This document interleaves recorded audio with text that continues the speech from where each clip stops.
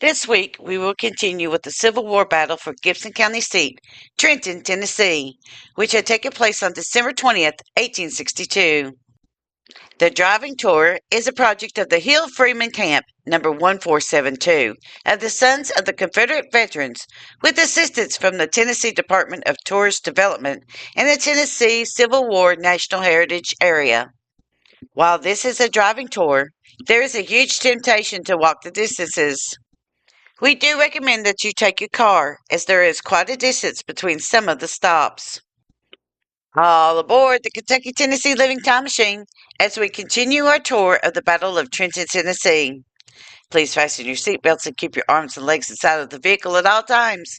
But to get going, we need your help. We still need to fire up that time machine to transport us.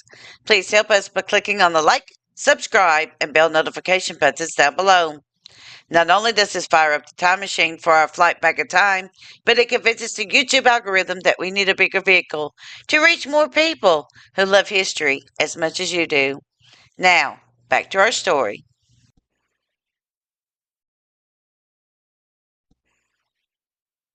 Tour stop number 14, Raines Residence. During the Confederate attack on Trenton in December 1863, this was the Raines residence. Miss Gussie Raines, who was the daughter of Mr. and Mrs. Edward Raines, stood on the front porch to watch Confederate soldiers ride into town. She also heard the cannonballs as they screamed overhead as they were being shot from the hill near the cemetery. Dr. Zach Briggs married a daughter of Edward Raines. They later lived at this residence. According to the story given by Leta Briggs Jetton, who was a granddaughter of the Raines family and a daughter of Dr. Zach Briggs, there were family members who stood on the stairs inside of the home and watched the attack happen from a small window. In 1949, the Kane Taylor family became the residents of this location. Let's walk down this way. We'll come on 15 and 16. It should not be that far down through here, one would think.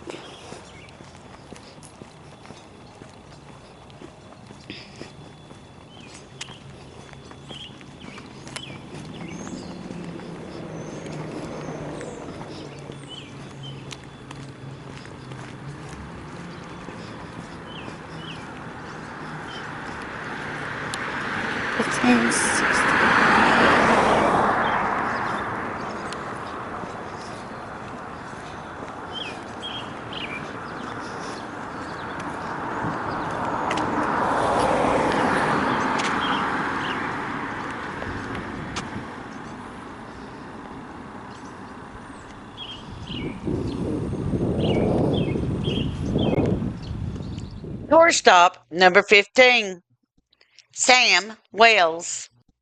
This is the location of the only direct Confederate death during the Confederate attack of the town of Trenton, Tennessee. Sam Wells served as a sharpshooter in the Forest Army. Wells is credited for the shooting death of Sam Piper of the 122nd Illinois Regiment. Piper was shot in the center of his forehead as he stood on the parapet of the Mike Considine building. Wells was shot to the body and killed in what is now the backyard of the residence. The building on this site was once named the Ab Smith Residence and was built in 1902. The house was later occupied by Rolla Raines. This is also the birthplace of celebrated author of short stories and novels, Peter Taylor. Tour stop number 16, Tobacco Stimmery Warehouse.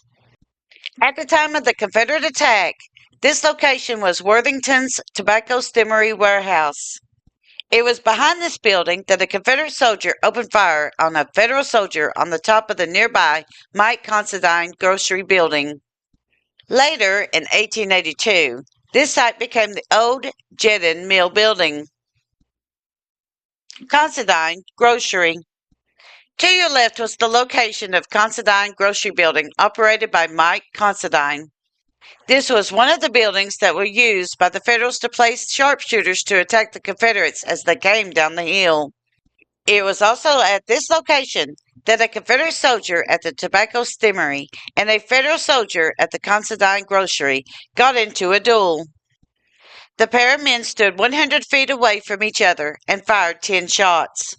It was the 11th shot that hit its mark, and the Federal soldier lost his head. His body was removed from the building after the fighting had stopped, wrapped in a blanket, and placed at the rail depot. The next day, James A. Harwood had the soldier buried at the Oakland Cemetery. The name of the Federal soldier was Sam Piper of the 122nd Illinois Regiment.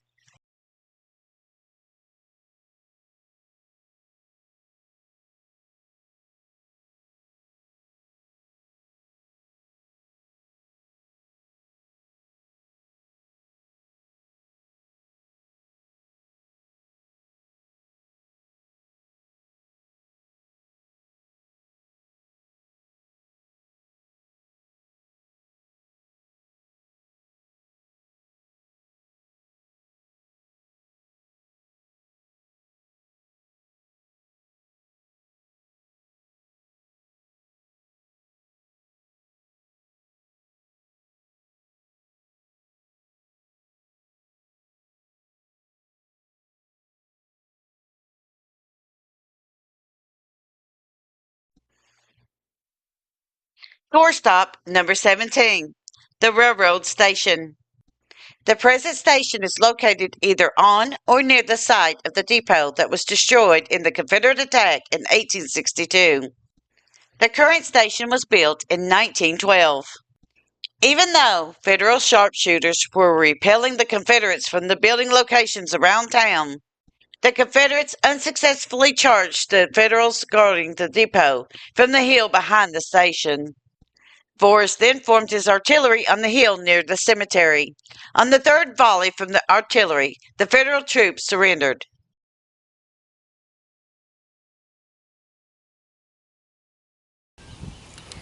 This is our last stop on our tour. It's the Battle of Trenton tour stop number 17. Fighting for Trenton. Raid on the depot. Excuse me. Fighting for Trenton. Raid on the depot. Forrest, 1st West Tennessee Raid. And like the other maps, we have the Cavalry Brigade Raid, the 1st Tennessee map, Mr. Nathan B. Forrest. And then we have a new one, a railroad station at Trenton, Tennessee. Harper's Weekly, September 13th, 1862. As Confederate General Nathan B. Forrest's Cavalry Brigade approached Trenton in December 1862, Union Colonel Jacob Fry prepared to meet the attack. Although Fry had fortified the high ground overlooking the town, he received orders to transfer his 500 men to Jackson. This left him with 250 convalescent stragglers, fugitives, and other soldiers, only enough to defend the Mobile and Ohio depot, which he barricaded with cotton bales. On December 20th, he stationed 25 sharpshooters in a brick building across the street behind the parapet on the roof, and 6 more were on the windows of another brick building. Others were posted in a nearby stockade. When Forrest's men rode into town at 3 o'clock that afternoon, the Federals opened fire with the buildings and other positions. The Confederates then moved out of range and surrounded the Union position, shelling it from the earthworks that Fry had constructed. Fry decided to surrender as Forrest could have leveled the stockade depot, and all in 30 minutes, and probably killed and wounded a large portion of our men. While we would have done them no damage, being armed with only old guns without bayonets, and therefore unable to make a charge.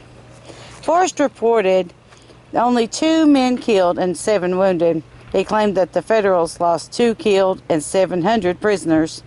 The Confederates captured military stores, which they destroyed, as well as several hundred cavalry horses. Forrest took those that were in good condition and gave the rest to the town's residents. The next morning he paroled all the prisoners and rode on toward Union City.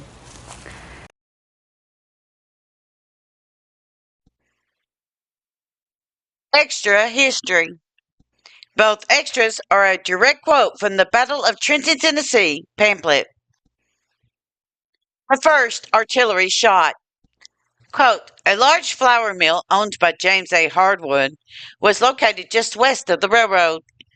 The first cannonball from the big gun went directly through it and landed by the side of the levee, a couple of 100 yards west of the railroad, unquote. C.B. Harwood. Cannonball found, 1904. Quote, in 1904, a man plowing on Professor F.L. Dennison's farm near town plowed up a large cannonball. This ball is supposed to have been one fired by General Forrest's cavalry from their artillery at the old brick depot, as the field is situated in the direction from which the battery was planted. Unquote. Herald Democrat, May 13th, 1904. This farm is located just west of the present railroad station. Unquote. Thank you. Kentucky Tennessee Living would like to thank you for watching our video series on the Battle of Trenton, Tennessee self-guided driving tour. Don't forget to hit that like button, as the more likes we receive, the more likely YouTube is to suggest our videos to other viewers. Also, to receive notice when we upload a new video, be sure to subscribe and click the bell notification buttons. Thank you for continuing to support Kentucky Tennessee Living as we are discovering the mysteries in Appalachian history.